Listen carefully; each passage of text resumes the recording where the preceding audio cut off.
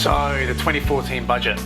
Whoever watched it last night knows we're all going to pay in some way, but some people will be hit more than others. So what does this all mean to you?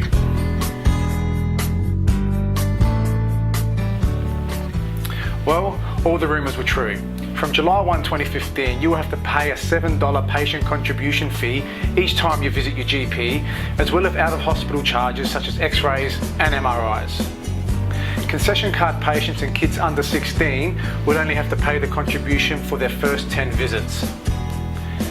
Doctors do have discretion to choose who pays the fee, but there is a catch. If GPs choose not to charge the patient, they won't receive their $6.20 bulk billing consultation payment from the government. Bad luck. Petrol prices are going to jump. The government will reintroduce the twice annual indexation of fuel excise to the Consumer Price Index from August 1 this year. The move will net the government $2.2 billion over the next 4 years. The silver lining? The funds they raise will go towards our roads around the country, as well as another $2.9 billion into building major highways. This is a complicated one with stricter eligibility requirements, cuts, and a new benefit. Some people will no longer be eligible for Family Tax B, which is largely paid to single income families. The eligibility threshold will be reduced from $150,000 to $100,000 from July 1, 2015 and will only be paid until the child is 6. Low-income single parents will still get extra help until their child turns 12. A new supplement will provide an extra $750 per year for each child aged between 6 and 12. 2 family payments will be trimmed. Family Tax A end-of-year supplement will be reduced to $600, while Family Tax B end-of-year supplement will be reduced to $300. The childcare rebate will remain the same at $7,500 per year, per child.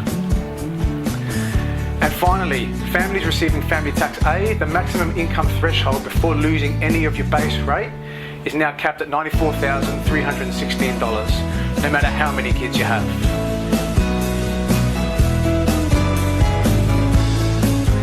Open your wallet. People who earn more than $180,000 a year are going to pay the debt levy for the next 3 years, starting July 1. The fine print is a little complicated. If you're on $200,000, you'll pay $400. If you're on $300,000, you'll pay $2,400. And if you're like the Prime Minister and you're raking in $500,000, you'll pay around $6,400 each year. Now, happily, the Federal Parliament will pay this levy. The base backbencher salary is around $195,000.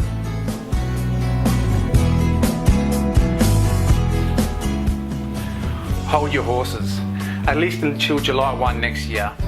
That's when Tony Abbott's controversial paid parental leave scheme comes into force, and new mums will be eligible for a maximum salary of up to $50,000 over 6 months. Brace yourself for higher fees. The government plans to decrease its 59% contribution towards course fees by an average of 20%, so students will have to pay more. This will come into effect from January 2016. Universities, TAFEs and colleges will also be able to set up their own fees from this date, driving up the cost of some of the courses even more.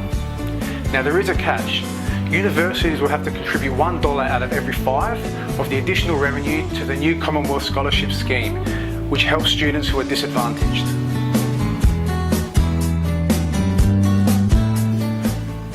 You'll have to start repaying your help debt earlier, and you will also be slugged with higher interest rate. From July 1, 2016, graduates will begin paying help once they start earning over $50,638. Interest rates charged on help will also potentially rise to around 6%, which reflects the cost of providing this loan. It will be much harder to collect unemployment benefits. An unemployed life is set to become very complicated. New rules mean you're going to have to wait 6 months if you want to receive New Start or Youth Allowance. After that 6-month period, the government will provide you with 6 months worth of income support. If you're still unemployed after the first 12 months, the government will not support you for the next 6 months. This tedious cycle of 6 months on, 6 months off continues. People under 25 are also no longer eligible for New Start. They will have to apply for youth allowance.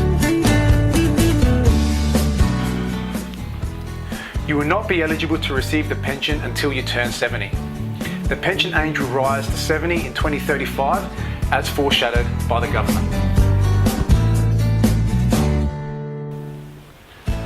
Good news, on top of existing support available, from July 1 the government will support those learning a trade for providing concessional trade support loans of up to $20,000 over a 4-year apprenticeship.